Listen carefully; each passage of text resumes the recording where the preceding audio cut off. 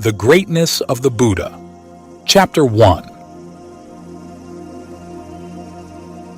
Among the hordes of animals that roam the wild, whether the jungle, the mountains, or the plain, the lion is universally recognized to be their chief.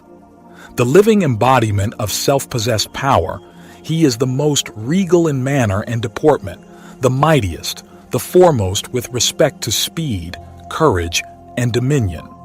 The expression of the lion's supremacy is its roar, a roar which reduces to silence the cries, howls, bellows, shrieks, barks, and growls of lesser creatures. When the lion steps forth from his den and sounds his roar, all the other animals stop and listen. On such an occasion, none dares even to sound its own cry, let alone to come into the open and challenge the fearless, unsurpassable roar of the golden-maned king of beasts. The Buddha's discourses, as found in the ancient Pali canon, frequently draw their imagery from the rich and varied animal life of the luxuriant Indian jungle. It is thus not surprising that when the Buddha has occasion to refer to himself, he chooses to represent himself as the stately lion and to describe his proclamation of the Dhamma, bold and thunderous as a veritable lion's roar in the spiritual domain.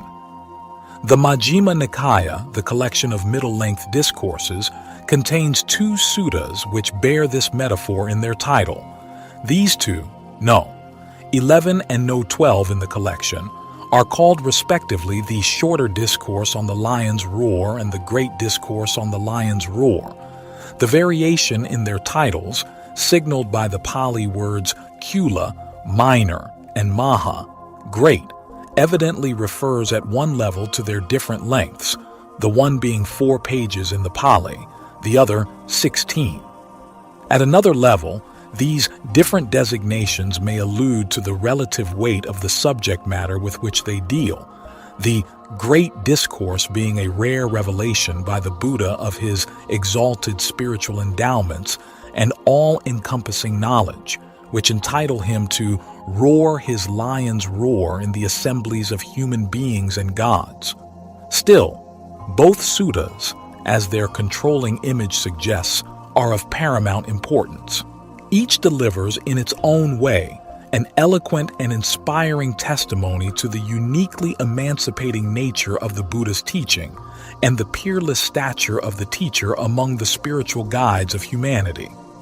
The Pali commentaries explain that there are 2 kinds of lion's roar, that of the Buddha himself and that of his disciples. The former is sounded when the Buddha extols his own attainments or proclaims the potency of the doctrine he has realized. The latter, when accomplished, disciples testify to their own achievement of the final goal, the fruit of arahantship. Viewed in the light of this distinction, the Shorter Discourse on the Lion's Roar exhibits a hybrid character, being a sutta spoken by the Buddha to instruct his disciples how they should affirm, in discussions with others who hold different convictions, the singular greatness of the teaching. Section 2. The Buddha opens the discourse by disclosing the content of this roar. He tells his monks that they can boldly declare that only here, id Shiva, i.e., in the dispensation of the Enlightened One, is it possible to find true recluses of the 1st, 2nd, 3rd, and 4th degrees. The expression recluse, samana, here, refers elliptically to the 4 grades of noble disciples who have reached the stages of realization at which final deliverance from suffering is irrevocably assured. The stream enterer, the once returner, the non-returner, and the arahant. The doctrines of others, parapavada, the Buddha says, are devoid of true recluses, of those who stand on these elevated planes.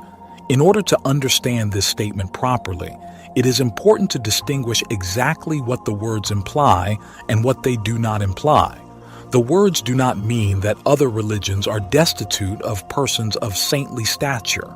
Such religions may well engender individuals who have attained to a high degree of spiritual purity, beings of noble character, lofty virtue, deep contemplative experience, and rich endowment with love and compassion. These religions, however, would not be capable of giving rise to Aryan individuals, those equipped with the penetrative wisdom that can cut through the bonds that fetter living beings to samsara, the round of repeated birth and death. For such wisdom can only be engendered on a basis of right view, the view of the three characteristics of all conditioned phenomena, of dependent arising, and of the Four Noble Truths, and that view is promulgated exclusively in the fold of the Buddha's dispensation. Admittedly, this claim poses an unmistakable challenge to eclectic and universalist approaches to understanding the diversity of humankind's religious beliefs, but it in no way implies a lack of tolerance or goodwill. During the time of the Buddha himself in the Ganges Valley, there thrived a whole panoply of religious teachings, all of which proposed, with a dazzling diversity of doctrines and practices, to show seekers of truth the path to liberating knowledge and to spiritual perfection. In his frequent meetings with uncommitted inquirers and with convinced followers of other creeds, the Buddha displayed the most complete tolerance and gracious cordiality. But though he was always ready to allow each individual to form his or her own convictions without the least constraint or coercion, he clearly did not subscribe to the universalist thesis that all religions teach essentially the same message, nor did he allow that the attainment of final release from suffering, nibbana, was accessible to those who stood outside the fold of his own dispensation. While this position may seem narrow and parochial to many today, when reaction against the presumptions of dogmatic religion has become so prevalent, it is not maintained by the Buddha as a hidebound dogma or from motives of self-exalting pride, but from a clear and accurate discernment of the precise conditions required for the attainment of deliverance. The Buddha's statement on this issue emerges in at least two important passages in the canon, each of which reveals, from a slightly different angle, exactly what those conditions are. One is found in the Mahaparinibbana Sutta, DN 16.2, 151-52. While the Buddha was lying between the twin sal trees on the eve of his demise, a wandering ascetic named Subhata came into his presence to resolve a doubt. He wished to know whether or not the other great religious teachers contemporary with the Buddha, who were regarded as saints by the multitude, had actually attained spiritual realization, as they claimed to have done. The Buddha shifted the burden of the discussion away from a question aimed at assessing particular individuals and rephrased it in terms of a general evaluative principle. He declared, "In whatsoever Dhamma and discipline the Noble Eightfold Path is not found, there one cannot find true recluses of the 4 degrees of liberation. But in whatever Dhamma and discipline the Noble Eightfold Path is found, there one can find the 4 types of true recluses." Then the Buddha imparted to Subhata the information that was important for him to know. In this Dhamma and discipline, the Noble Eightfold Path is found, and in it alone are found also the true recluses of the 4 degrees. Outside this dispensation, the 4 types of enlightened individuals are not to be found. The doctrines of others are devoid of true recluses. In this passage, the thrust of the Buddha's explanation points to a particular method of practice as essential to the attainment of true realization. That method of practice is the training in the Noble Eightfold Path, and because this path, in its fullness and perfection, is unique to the dispensation of a fully enlightened one, it follows that persons who have reached the planes of deliverance are unique to his dispensation as well.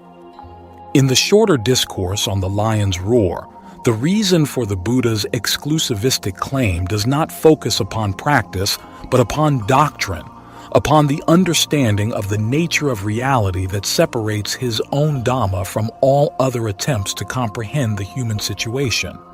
As the argument unfolds, the Buddha will show that the essential key to liberation, the key that he alone makes available, is the teaching of anatta, of non-self or egolessness, which is at the same time the boundary line that marks the difference between his own doctrine and the doctrines of other teachers.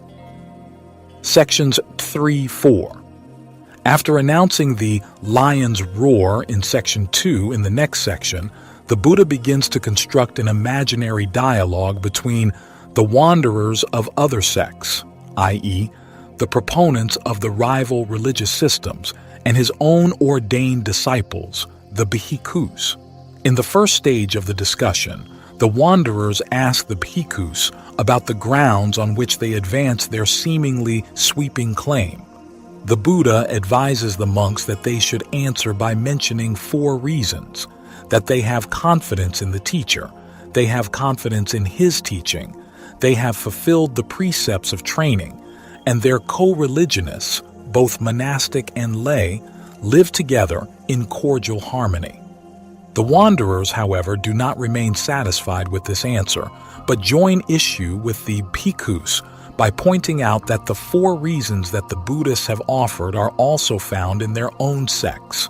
Thus, there seems to be no essential distinction between them that the bhikkhus can appeal to as the basis for their thesis. Section 5. The Buddha does not meet this challenge with a direct reply, but instead approaches it via an indirect route. He enters upon this route by first clarifying, through questioning of the wanderers, the criteria of a truly emancipating teaching. As a matter of mutual consensus, both the bhikkhus and the wanderers agree that such a teaching must posit a goal that can be attained only by those who have achieved complete purification, freedom from lust, hate, and delusion, from craving and clinging, from arbitrary prejudices, favoring and opposing, and from the coils of proliferation, papanka, that is, thought constructions born of craving and groundless speculation. Although the bhikkhus and the wanderers both agree on these criteria, this does not suffice to establish that they are shared equally by the different spiritual systems, nor does this imply that they are capable of being fulfilled regardless of the specific doctrine to which one subscribes or the discipline in which one trains. To show, again in an indirect manner, that the outside systems are not capable of leading to final liberation, the Buddha points out that there are 2 broad families of views, diametrically opposed to each other, under which the wide diversity of speculative systems can be subsumed. These 2 views are called, in the sutta, the view of being, bhavaditi, and the view of non-being, vibhavaditi. The view of being is identical with eternalism, sasatavada, the positing of some eternal entity or spiritual principle, i.e., a substantial self or soul, as the essence of the individual and the positing of an eternal entity, such as a creator God or metaphysical absolute, as the ground or source of the objective universe. The view of non-being is identical with annihilationism, uchidavada, the repudiation of any principle of continuity beyond death and the denial of an objective, transpersonal foundation for morality. While those who adhere to the former view do concur with the Buddhists in accepting the efficacy of spiritual practice, their teachings, according to the Buddha, are not free of an erroneous grasp of actuality. They spring from a deep clinging to the notion of a permanent self, which issues in an edifice of doctrine designed to substantiate that idea and guarantee the immortality of the imagined self. Hence, the Buddha traces this view to its root in the craving for being, bhavatana, and he maintains that those who adopt such a view are for that very reason the victims, even though unwittingly, of craving and attachment. The view of non-being, on the other hand, arises from an attitude of contempt towards existence and finds its root in the craving for non-being, vibhavatanya. The thinkers who adopt this view generally begin, as the Buddha does, by recognizing the pervasive nature of suffering. But instead of pursuing this suffering back to its true causes, They rush to an unwarranted extreme by declaring that the entire life process comes to an absolute end with the breakup of the body at death, so that at death a being is annihilated and exists no more in any way. Having isolated these two views and shown them in their mutual opposition, the Buddha then states that any recluses or Brahmins, that is, spiritual teachers, who do not understand these views as they really are fail to measure up to the criteria of those who have achieved the final goal. They are still subject to lust, hatred, and delusion, to craving and clinging, etc. And thus they cannot claim to be freed from the cycle of repeated birth and death. Only those who have comprehended these views, who see their dangers and have relinquished them, are accessible to the right view that leads beyond all erroneous extremes, and it is by the instrumentality of that view that they are capable of cutting off the defilements and arriving at release from the samsaric round. Sections 9, 15. Even at this point, however, the Buddha has not yet explicitly shown that liberation from cyclic existence is an exclusive prerogative of his own dispensation. He has only left this conclusion as an inference for those who are already aware that his Dhamma makes known the middle way that transcends extremist views. In the present sequence, however, he will bring his argument to its conclusion by homing in on the crucial point that separates his own teaching from all other religious and philosophical systems. He takes up this task by way of an examination of the mental activity of clinging, upadana. He states that there are 4 kinds of clinging.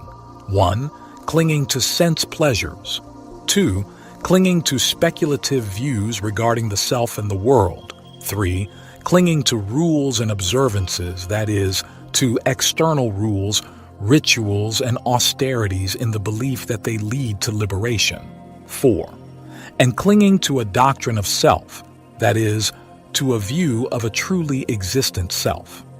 The last type of clinging, the subtlest and most elusive of the group, is tantamount to what the texts refer to as personality view, Sakkaya Ditthi. The view of a substantial self taken to be either identical in some way to the 5 aggregates that constitute the personality, or to stand in some relationship to those aggregates. See MN 44I 300, etc. The Buddha next points out that the recluses and Brahmins who propose a path to liberation all declare that they propound the full understanding of all kinds of clinging, a phrase the commentary to the Sutta glosses as meaning the overcoming, samadhikama, of all kinds of clinging. However, the Buddha says, in spite of this claim, the other spiritual teachers recognize and attack only a limited number of the forms of clinging. At best, they might teach the overcoming of the first 3 forms of clinging. What they cannot teach, because they have not comprehended this for themselves, is the overcoming of clinging to a doctrine of self, and it is this 4th type of clinging that vitiates even the aspects of their teachings that are wholesome and praiseworthy. Because they perceive the dangers in the grosser types of clinging, they might urge their disciples to relinquish them, to give up sensuality, dogmatism, and ritualism, and to cultivate in their place renunciation, detachment, and equanimity. Thereby, they can enjoin their disciples to engage in virtuous courses of spiritual practice, courses which have the potency to generate superior states of rebirth within the round of samsara. However, what they have not discovered because of the insurmountable limits to their range of understanding is the buried root of the entire cycle of repeated existence, which consists precisely in that adherence to the notion of self. For this reason, the Buddha maintains, such a Dhamma and discipline cannot show the way to the uprooting of the belief in self, and he therefore concludes that it is unemancipating, unconducive to peace, the final peace of Nibbana. Being taught by one who is not a fully enlightened Buddha, such a system does not merit the confidence of those who can be satisfied with nothing less than complete release from all samsaric suffering. In contrast to other spiritual teachers, the Buddha continues, he himself, the Tathagata, describes the full understanding of all kinds of clinging, inclusive of the clinging to a doctrine of self. Recognizing the danger in views of self, aware that all such views, no matter how lofty, are undermined by a fundamental cognitive error, he proclaims a path that leads to the eradication of views of self in all their bewildering variety. Hence, the Buddha says, his Dhamma and discipline is truly emancipating, truly capable of leading to final peace, promulgated by a fully enlightened one, the proper field of confidence for seekers of liberation. Section 16, 17. In the final sections of the discourse, the Buddha will validate his claim regarding the emancipating quality of his dispensation by showing how a disciple who undertakes the practice of his teaching can reach the fruit of final deliverance. He first takes up the 4 kinds of clinging, the subject around which the preceding portion of the exposition revolved, and connects this topic with another major principle of his doctrine, dependent arising, paticca samuppada. By applying the principle of dependent arising, he traces clinging to its source in craving, and then, continuing this line of inquiry, he pursues the entire sequence of conditional factors at the base of samsara back to its deepest and most pernicious root, ignorance, avidya.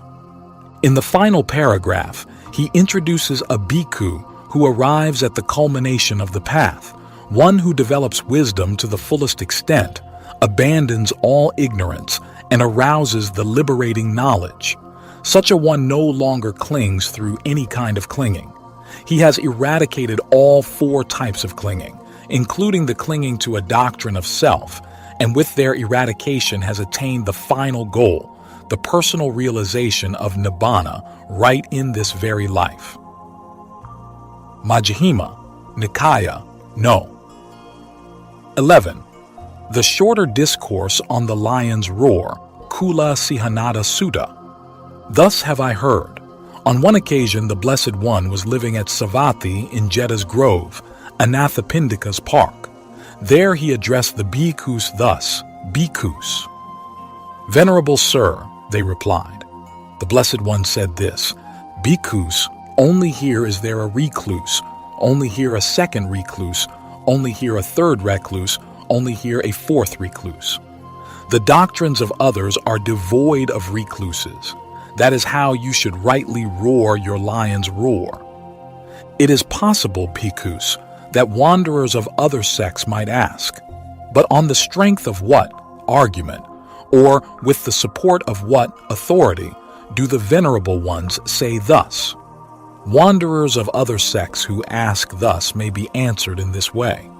Friends, 4 things have been declared to us by the Blessed One who knows and sees, accomplished and fully enlightened. On seeing these in ourselves we say thus, only here is there a recluse, only here a second recluse, only here a third recluse, only here a 4th recluse. The doctrines of others are devoid of recluses. What are the 4? We have confidence in the teacher, we have confidence in the Dhamma, we have fulfilled the precepts, and our companions in the Dhamma are dear and agreeable to us whether they are lay folk or those gone forth. These are the 4 things declared to us by the Blessed One who knows and sees, accomplished and fully enlightened, on seeing which in ourselves we say as we do. It is possible, bhikkhus, that wanderers of other sects might say thus, Friends, we too have confidence in the teacher, that is, in our teacher. We too have confidence in the Dhamma, that is, in our Dhamma. We too have fulfilled the precepts, that is, our precepts. Our companions in the Dhamma are dear and agreeable to us too, whether they are lay folk or those gone forth. What is the distinction here, friends? What is the variance? What is the difference between you and us? Wanderers of other sects who ask thus may be answered in this way. How then, friends, Is the goal one or many? Answering rightly, the wanderers of other sects would answer thus: friends, the goal is one, not many. But friends, is that goal for one affected by lust or free from lust? Answering rightly, the wanderers of other sects would answer thus: friends, that goal is for one free from lust, not for one affected by lust. But friends, is that goal for one affected by hate or free from hate? Answering rightly, they would answer: friends, that goal is for one free from hate, not for one affected by hate. But friends, is that goal for one affected by delusion or free from delusion? Answering rightly, they would answer: friends, that goal is for one free from delusion, not for one affected by delusion. But friends, is that goal for one affected by craving or free from craving? Answering rightly, they would answer: friends, that goal is for one free from craving, not for one affected by craving. But friends, is that goal for one affected by clinging or free from clinging? Answering rightly, they would answer: friends, that goal is for one free from clinging, not for one affected by clinging. But friends, is that goal for one who has vision or for one without vision? Answering rightly, they would answer: friends, that goal is for one with vision, not for one without vision. But friends, is that goal for one who favors and opposes, or for one who does not favor and oppose? Answering rightly, they would answer: friends, that goal is for one who does not favor and oppose, not for one who favors and opposes. But friends, is that goal for one who delights in and enjoys proliferation, or for one who does not delight in and enjoy proliferation? Answering rightly, they would answer: friends, that goal is for one who does not delight in and enjoy proliferation, not for one who delights in and enjoys proliferation. Bhikkhus, there are these two views, the view of being and the view of non-being. Any recluses or Brahmins who rely on the view of being, adopt the view of being, accept the view of being, are opposed to the view of non-being.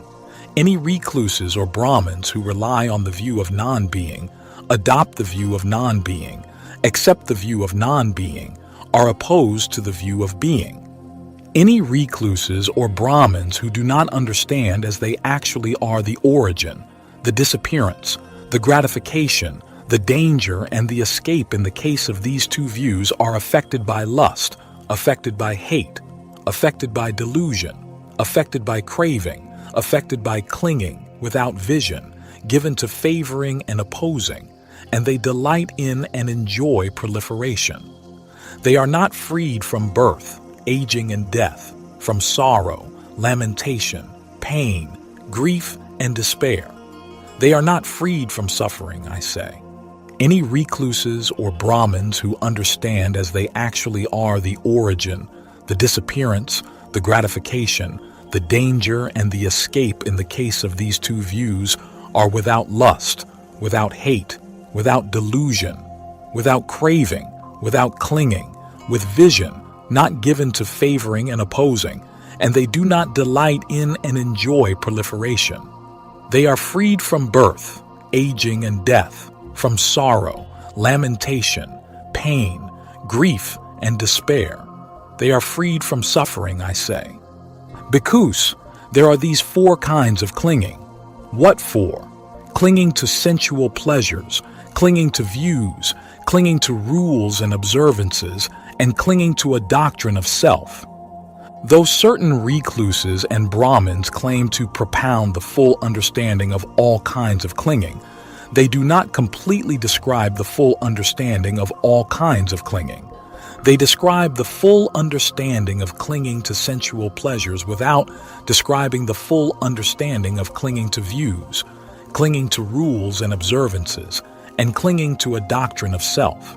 Why is that? Those good recluses and Brahmins do not understand these three instances of clinging as they actually are. Therefore, Though they claim to propound the full understanding of all kinds of clinging, they describe only the full understanding of clinging to sensual pleasures without describing the full understanding of clinging to views, clinging to rules and observances, and clinging to a doctrine of self. Though certain recluses and Brahmins claim to propound the full understanding of all kinds of clinging, they describe the full understanding of clinging to sensual pleasures and clinging to views without describing the full understanding of clinging to rules and observances and clinging to a doctrine of self. Why is that? They do not understand two instances. Therefore, they describe only the full understanding of clinging to sensual pleasures and clinging to views without describing the full understanding of clinging to rules and observances and clinging to a doctrine of self.